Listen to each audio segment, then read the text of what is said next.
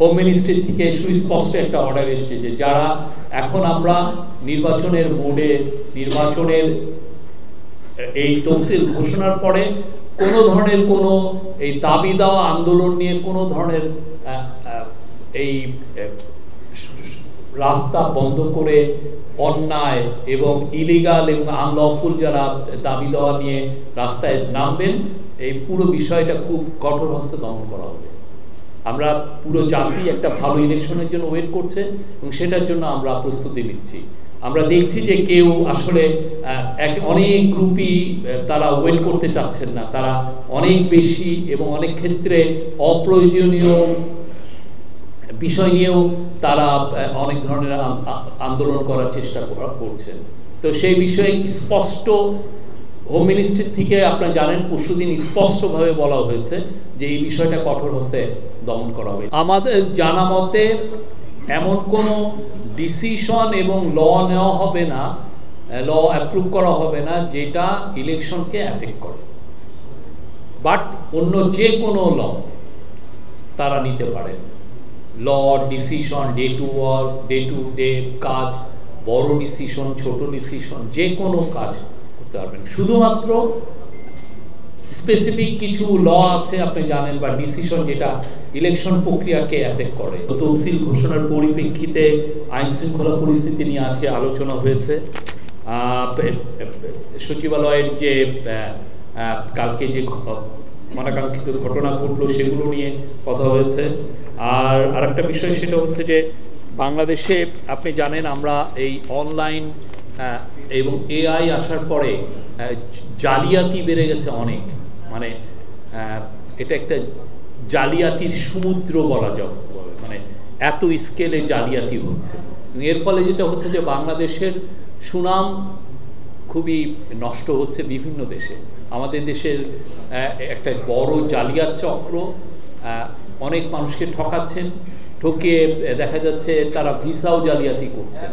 তো এটার ফলে যেটা হচ্ছে যে অনেক দেশে আমাদের নাগরিকরা হ্যারাসমেন্টের শিকার হচ্ছেন, তাদের ভিসা প্রসেসে সমস্যা হচ্ছে।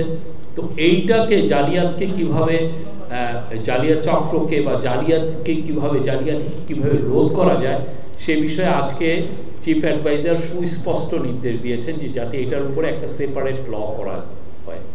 এটার মাধ্যমে যারা মানে এটা খুব আর্জেন্ট বেসিসে এই লটা করা হবে, যাতে বাংলাদেশে যারা এই এআই এর মাধ্যমে বা অনলাইন সফটওয়্যার ইউজ করে বা অনলাইনে যারা এই ধরনের জালিয়াতি করছেন তাদের বিষয়ে মানে সুস্পষ্টভাবে পানিশমেন্ট থাকে এবং তাদেরকে এটা রোধ করবে। যত ধরনের মেজার নেওয়া যায় সেই মেজারগুলো যাতে থাকে। অনেকগুলো এজেন্ডা ছিল, তার মধ্যে 3টি নতুন ল অ্যাপ্রুভ হয়েছে আর 2টো ট্যাক্সের ইস্যু ছিল। ট্যাক্সের ইস্যুটা ওগুলো ট্যাক্স কমানো হয়েছে। একটার ক্ষেত্রে মেট্রো রেলের ক্ষেত্রে ভ্যাট প্রত্যাহার করা হয়েছে, এতে গভর্নমেন্টের 40 কোটি টাকার মতো লস হবে। বাট এটা যেহেতু মেট্রো রেল ঢাকার মানুষের যে যাতায়াতে একটা যুগান্তকারী ভূমিকা পালন করছে, সেই জন্য এই ট্যাক্সটা ভ্যালু অ্যাডেড ট্যাক্স বা মূল্য সংযোজন কর প্রত্যাহার করা হয়েছে। আপনি জানেন রোজা শুরু হচ্ছে ফেব্রুয়ারি মাসের সম্ভবত 18-19 বা আরও আগে। তখন ফেব্রুয়ারি মাসে আমাদের ধর্মপ্রাণ মুসলমান ভাই বোনরা অনেকেই খেজুর দিয়ে তাদের ইফতারিটা করেন। তো খেজুরের উপরে যে ট্যাক্স ইনসিডেন্স ছিল প্রায় 52%, সেটাকে কমানো হয়েছে। এটা এখন 40%-এর মতো হবে।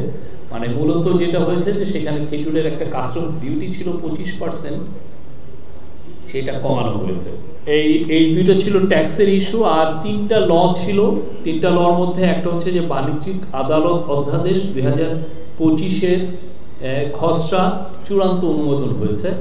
আরেকটা হচ্ছে রেজিস্ট্রেশন অ্যামেন্ডমেন্ট অর্ডিন্যান্স 2025 এর খসড়া নীতিগত ও চূড়ান্ত অনুমোদন হয়েছে।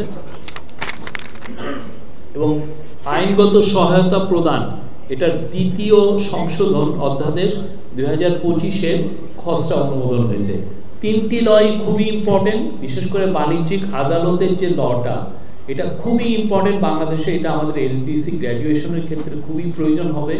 এর ফলে বাণিজ্যিক যেগুলো ইস্যু তৈরি হয় অনেক ইনভেস্টরদের মধ্যে, অনেক অনেক কিছুতেই তো ফরেন ডাইরেক্ট ইনভেস্টমেন্ট আছে, দেশি ইনভেস্টর আছেন, তাদের এই যে এর ফলে যে আদালতে যে তাড়াতাড়ি এই কেসগুলো সেটেল করা যাবে, এবং এর ফলে এটাও বিধান রাখা হয়েছে যে এটার ফলে আমরা নতুন নতুন